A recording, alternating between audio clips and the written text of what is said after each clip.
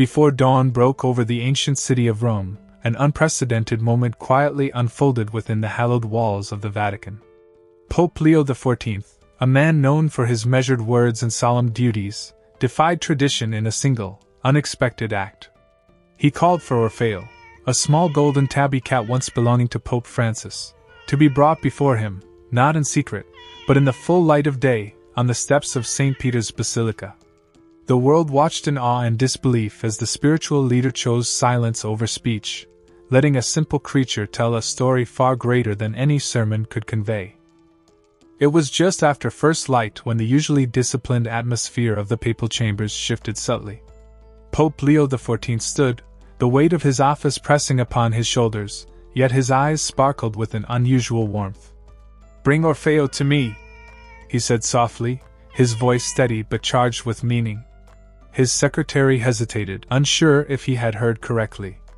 The idea of a pope publicly calling for a cat, a humble, ordinary cat, was unheard of in centuries of Vatican protocol. Outside the apostolic palace, whispers began to spread. The city of Rome was already stirring, but inside the sacred halls, anticipation grew. Orfeo, the golden tabby cat who had silently accompanied Pope Francis in his final days, was known among the Vatican staff. Loyal, calm, and almost regal in demeanor, Orfeo was a living symbol of quiet presence and comfort. The request shocked many. No grand speech, no official decree, just a call for this small creature to be brought into the public eye. Pope Leo's decision to meet Orfeo openly was a break from the tradition of strict solemnity, a gesture that promised to bridge the gap between the spiritual and the everyday. As the Vatican gates quietly opened, Orfeo, who had been resting near the tomb of Pope Francis, was gently collected by caretakers. The cat moved with calm certainty, as if he understood the gravity of his role in this unfolding moment. The day was about to witness a silent sermon unlike any before. Orfeo's journey from the quiet confines of the tomb to the bustling steps of St. Peter's Square was marked by a strange calmness. The golden tabby did not struggle or show fear. Instead, he seemed to carry a quiet dignity, the kind only animals with deep loyalty can possess. His fur gleamed softly in the morning sun, his amber eyes alert yet serene. The cat's personality was a study in contrasts, playful and curious in moments of solitude, yet fiercely devoted to those he loved.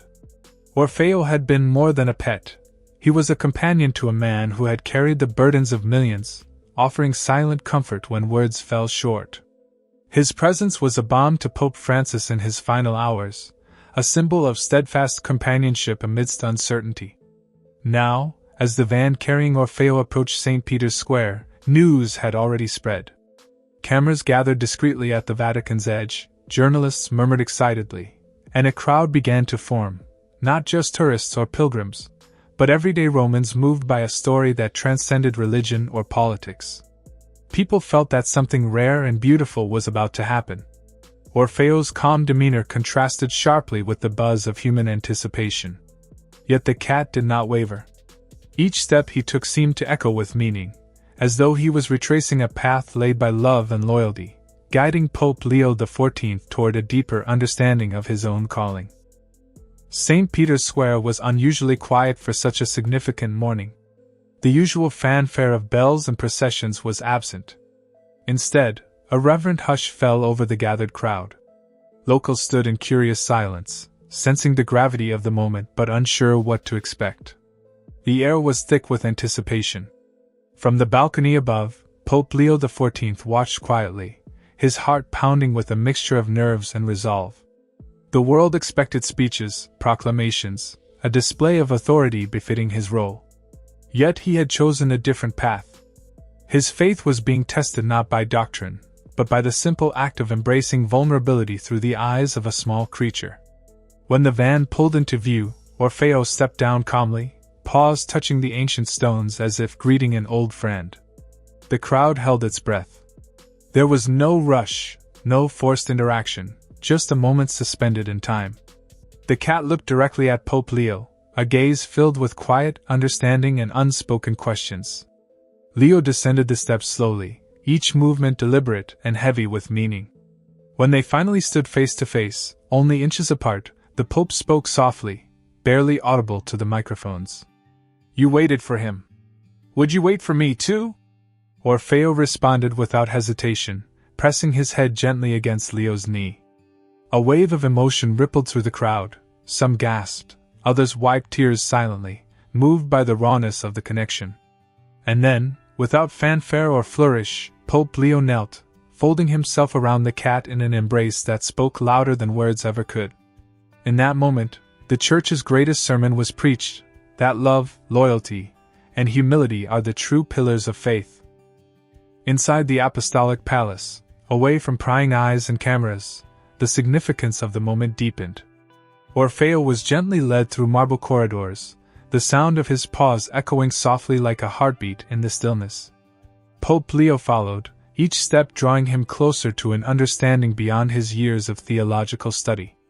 The Pope knelt again, this time in private, not for public adoration but for personal reflection. The weight of the papal office pressed heavily upon him, but here, in the quiet presence of Orfeo, the burden seemed lighter. The cat curled at his feet, radiating warmth and calm, a living reminder of the simple joys and responsibilities that often get lost amid political intrigue and ecclesiastical ceremony. Leo whispered words that were not meant for the world. "I have nothing to give you but my heart." The phrase held a profound humility, an acknowledgement of his own fragility, and the power of tenderness in leadership. Orfeo, in his quiet way, offered a lesson no counsel or doctrine could articulate, that true strength comes from vulnerability and connection. That night, as the city outside slept, Pope Leo sat beside the fireplace in his private chambers, Orfeo resting peacefully at his feet. The flickering flames cast gentle shadows on the walls, mirroring the flicker of hope within Leo's soul. In that silence, he understood his true calling, to lead not by command, but by compassion, not by decree, but by embracing the forgotten, the weak, and the small. News of the Pope's unprecedented gesture spread like wildfire. Across Rome, people gathered in cafes, churches, and homes, watching and listening with a mixture of surprise, wonder, and reverence. The image of the leader of the Catholic Church humbling himself before a simple golden tabby cat touched a chord deeper than any political speech or doctrinal debate could reach. For many, it was a moment of healing, a reminder that beneath the grandeur of tradition lies a human heart yearning for connection and love. Some wept openly, moved by the purity of the moment. Others smiled quietly, grateful for the unexpected reminder that faith can be gentle and tender. Even skeptics found themselves pausing, caught off guard by the profound humility on display. The crowd at St. Peter's Square dispersed slowly that day, but the impact lingered. Conversations blossomed about the meaning of power and the nature of true leadership. In a world often torn by division and strife, the story of Pope Leo and Orfeo offered a vision of hope and unity. As the sun set over Rome, casting golden light over the ancient stones, it seemed the city itself had been touched by a sacred grace. The Church had not just gained a pope, but a shepherd who remembered the gospel begins when the mighty kneel and the forgotten are embraced. The story of Pope Leo XIV and Orfeo the golden tabby cat transcends a simple tale of unexpected companionship. It speaks to the core of human experience, the longing for connection, the courage to show vulnerability, and the power of love to transform even the most solemn institutions. In an age where leadership is often equated with power and control, Pope Leo's silent sermon reminds us that true authority arises from humility and compassion. His embrace of Orfeo is not merely a personal gesture but a profound symbol that echoes through the corridors of faith and beyond. This story calls us to reconsider what it means to lead and to love. It challenges the walls we build between the sacred and the ordinary, between the powerful and the powerless. By inviting Orfeo into the public eye, Pope Leo XIV shattered expectations and revealed a deeper truth, that the heart's quiet acts speak louder than words.